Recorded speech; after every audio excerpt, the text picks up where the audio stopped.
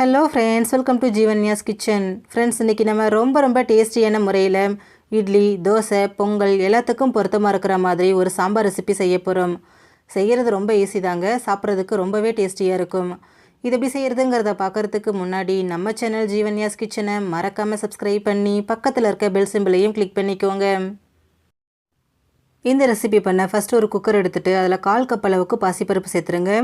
சேர்த்துட்டு ஒரு 2-3 தடவை இதை நல்லா கழுவி க்ளீன் பண்ணி எடுத்துருங்க. கழுவி எடுத்ததுக்கப்புறமா இது கூட 1/4 டீஸ்பூன் அளவுக்கு மஞ்சள் தூள், 1 டீஸ்பூன் சாம்பார் பொடி, தேவையான அளவு தண்ணி, நான் 2 கப் அளவுக்கு தண்ணி சேர்த்துக்கிறேன். சேர்த்துட்டு குக்கரை மூடி போட்டுட்டு ஸ்டவ்வை மிதமான தீயிலே வச்சுட்டு ஒரு 3 விசில் விட்டு எடுத்துக்கோங்க. பருப்பு நல்லா குழைவாக வெந்து வரட்டும். இது வேகிறதுக்குள்ளே இதுக்கு ஒரு மசாலா பொடி ரெடி பண்ணிக்கலாம். அதுக்கு ஸ்டவ்வில் ஒரு பேன் வச்சுட்டு அதில் 2 டீஸ்பூன் அளவுக்கு மல்லி விதை சேர்த்துக்கோங்க. கூடவே 1/2 டீஸ்பூன் சீரகம், 1/4 டீஸ்பூன் வெந்தயம், ஒரு 3 வரமிளகாய் சேர்த்துருங்க. சேர்த்துட்டு ஸ்டவ்வை லோ ஃப்ளேமில் வச்சுட்டு இது எல்லாமே ஒன்று போல் செவந்து வர அளவுக்கு வறுத்துக்கோங்க. சீரகம் கருகிடக்கூடாதுங்க, கருகிட நமக்கு கடுத்த வாசனை வந்துடும். பாருங்கள், எல்லாமே ஒன்று போல் வறுபட்டு நல்லா செவந்து வந்திருக்கு. இப்போ ஸ்டவ்வை ஆஃப் பண்ணிவிட்டு இதை ஆற விட்டுருங்க. இது ஆறினதுக்கப்புறமா அப்படியே ஒரு மிக்சர் ஜாரில் சேர்த்துட்டு கொரகொரப்பாக அரைச்சி எடுத்துக்கோங்க. ரொம்ப நைஸாக அரைக்க வேண்டாம். பாருங்கள், இந்த அளவுக்கு கொரகொரப்பாக அரைச்சா சரியாக இருக்கும். இப்போது மசாலா பொடி ரெடியாக இருக்குது, இது அப்படியே இருக்கட்டும். இப்போ பாருங்கள், நம்ம வேக வச்ச பருப்பும் நல்லா வெந்து வந்திருக்கு, நல்லா மலர்ந்து வெந்து வந்திருக்கு பாருங்கள். இப்போ இதை மசிச்சிக்கலாம். நான் மத்து வச்சு மசிக்கிறேங்க. நீங்கள் பொட்டேட்டோ மேஷர் வச்சு கூட மசிச்சிக்கலாம். ரொம்ப குழகுழப்பாக மசிக்காமல் கொஞ்சம் ஒன்றும் அதிகமாக மசிச்சிக்கங்க. பாருங்கள், இந்த அளவுக்கு மசிச்சா சரியாக இருக்கும். இப்போ இது அப்படியே இருக்கட்டும். இப்போது சாம்பார் தாளிக்க ஸ்டவ்வில் ஒரு கடாய் வச்சுட்டு அதில் 2 டீஸ்பூன் எண்ணெய் சேர்த்துக்கோங்க. எண்ணெய் சூடானதும் இதில் 1 டீஸ்பூன் கடுகு உளுத்தம் பருப்பு சேர்த்து வெடிக்க விடுங்க. கடுகு நல்லா பொரிஞ்சு வரும்போது இது கூட 2 வரமிளகாவை சேர்த்துட்டு எல்லாத்தையும் நல்லா பொரிய விட்டுருங்க. இப்போ இதில் ஒரு 10-12 சின்ன வெங்காயத்தை நல்லா பொடியை நறுக்கி சேர்த்துக்கோங்க. உங்ககிட்ட சின்ன வெங்காயம் இல்லைன்னா ஒரு பெரிய வெங்காயம் சேர்த்துக்கோங்க.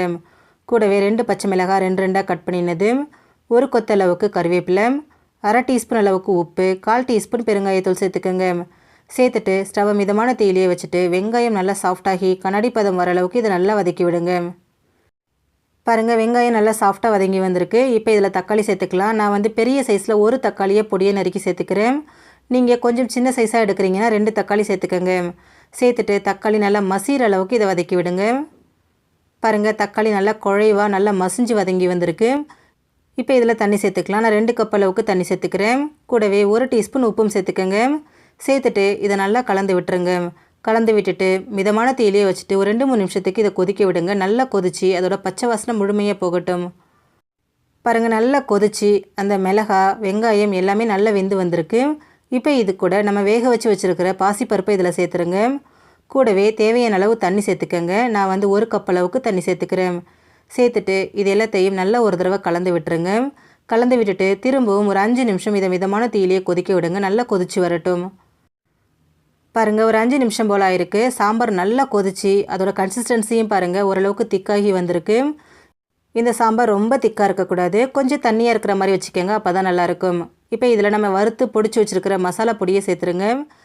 நம்ம எடுத்த அளவுகள் இந்த சாம்பாருக்கு சரியாக இருக்கும், அதனால் அந்த பொடி முழுமையாக இதில் சேர்த்துருங்க.